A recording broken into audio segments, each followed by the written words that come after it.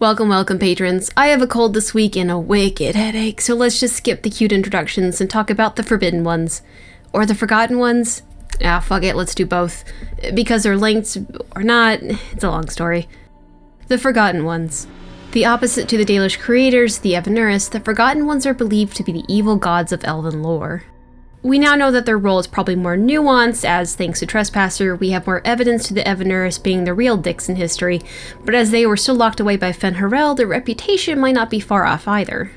As Solus, weirdly enough, doesn't say anything about the Forgotten Ones, despite, in legends, Fen'Harel being somewhat friendly to them, most of our knowledge of this group comes from Dalish tradition. The Dalish tell that these gods were gods of disease, terror, spite, and malevolence, and were locked away by Fen'Harel to the Abyss. The Dragon Age RPG set reports that there are secretive cults of Dalish elves that worship the Forgotten Ones, and that they have torn out their hearts and forsaken all that it means to be Dalish in return for the keys to a twisted and terrible strength. Which I have no idea what that means. In the Last Court, which if you have no idea what that is, check the Dragon Age Keep, has a random event where a farmhold is attacked by Dalish elves. After dealing with it, you get this message. Your soldiers clash with the elven archers at the forest's edge. The elves are cold-eyed with tattoos of brilliant crimson. They extract a red price from your warriors before fleeing into the deeps. For a time, the border is untroubled.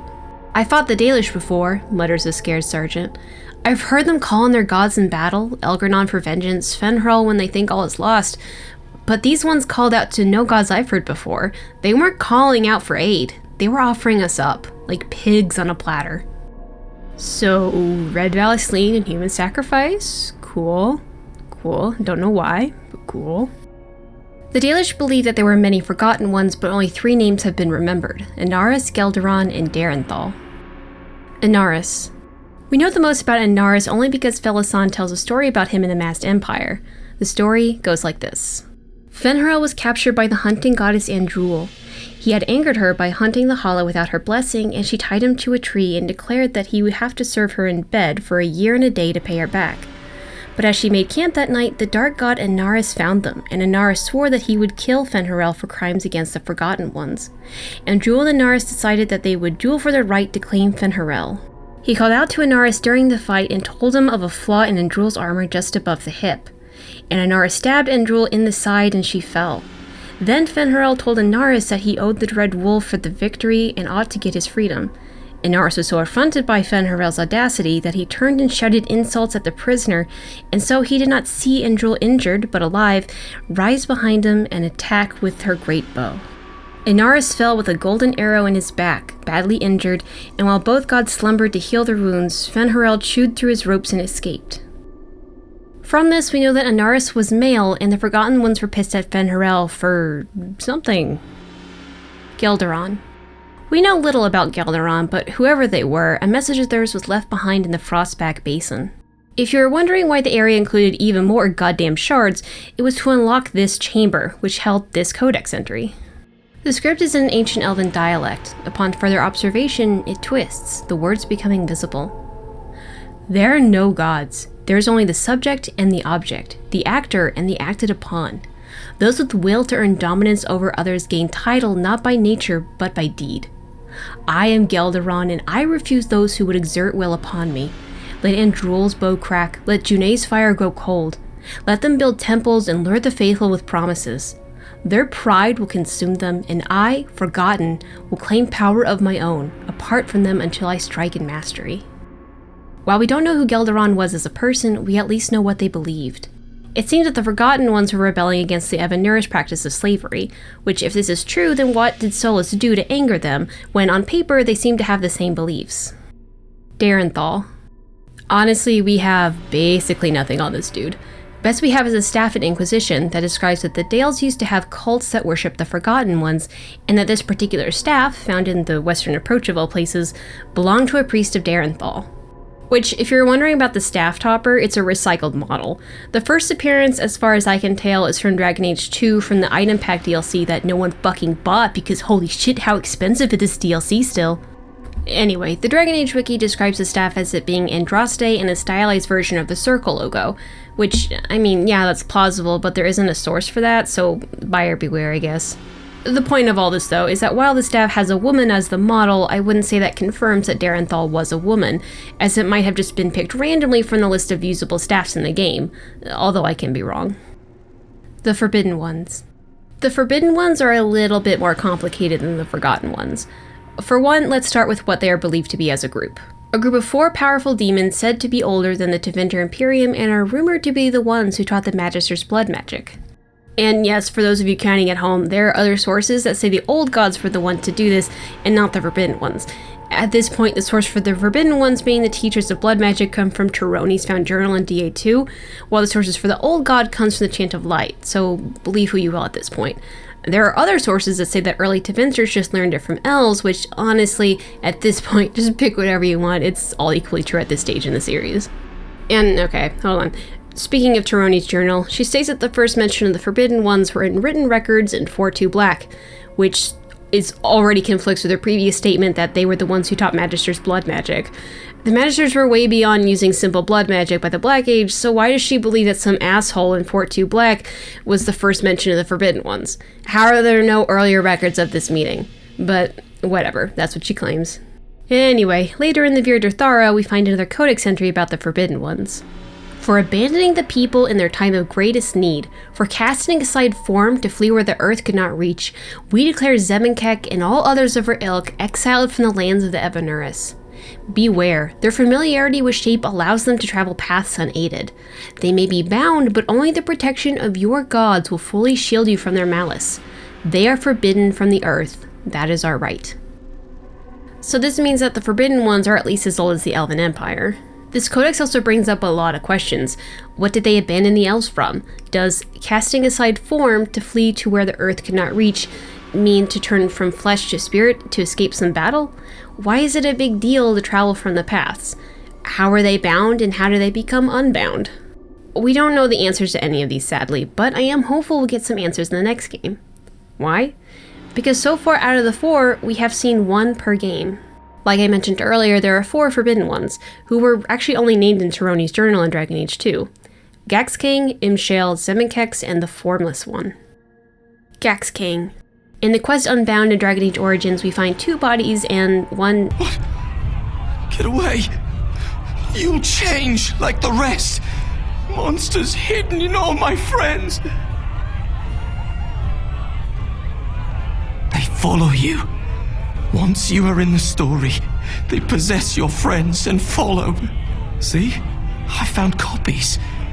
All from the same pen and older than the ones in song. Dormant my ass. Take them. I want out. I won't disappear chasing a lie. I won't. Really scared adventurer scattered around Ferelden, all with various letters about something. This something leads you to a man named Wilhelm Madon in Denerim, who turns out to be Gaxking, or possessed with Gax... Here, you just had to see it. Grey Warden, isn't it? Strange you would force such a visit in a time of blight. I suppose I am used to inspiring a different kind of seeker.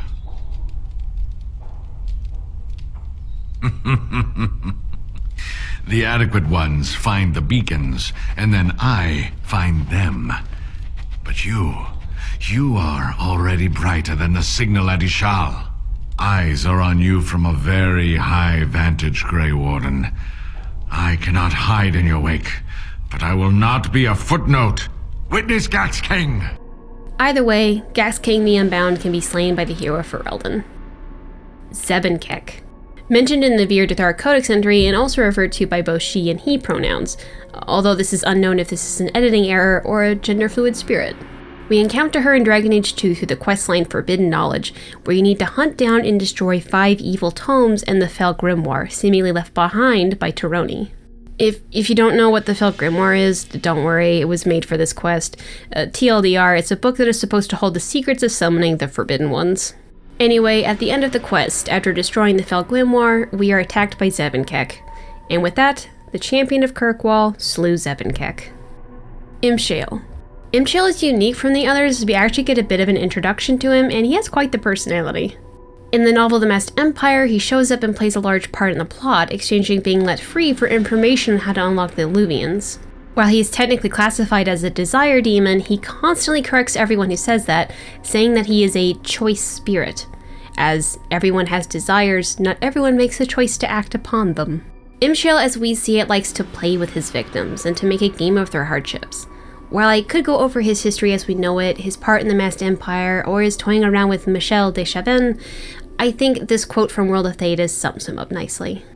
I'm the only thing keeping you alive right now. Well, for certain definitions of alive. Just remember, if you want to get out of there healthy and whole, at any time, all you have to do is say yes. Not a command, not an order, nothing but an offer from a spirit who loves seeing people make interesting choices. I'll give you some time to think it over. The woman in the next room is worried about her son.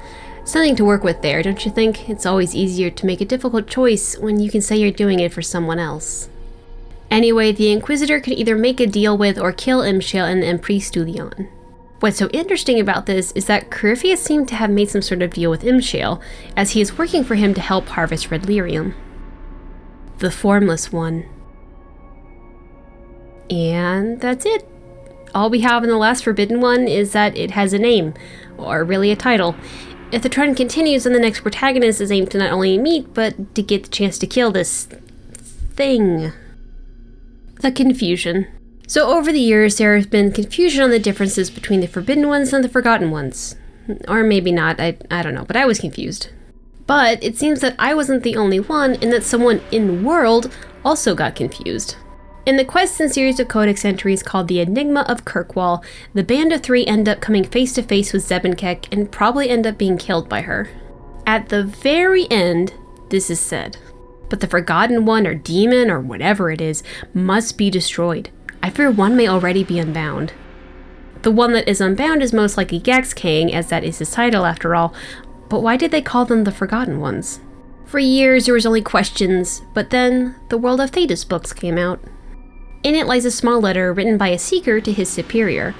It talks about many things, but mentions that the band of three, a Dalish mage named Vanel, Brother Carowan, and Celestia, were ordered to Kirkwall to find the origin of blood magic, along with why the Veil was thin in Kirkwall, why there were so many blood mages there, and if the Forgotten Ones were connected to the Forbidden Ones.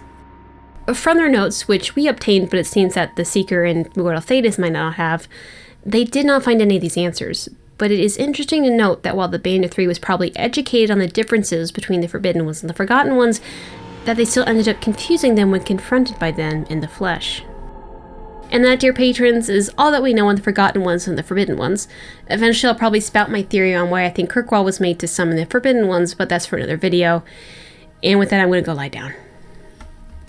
Anyway, just still lingering questions, proof that I'm wrong, comments about your own fan theory. Feel free to tweet me at Gilderthon on Twitter or send a PM to user Gillen on Reddit. Darashural.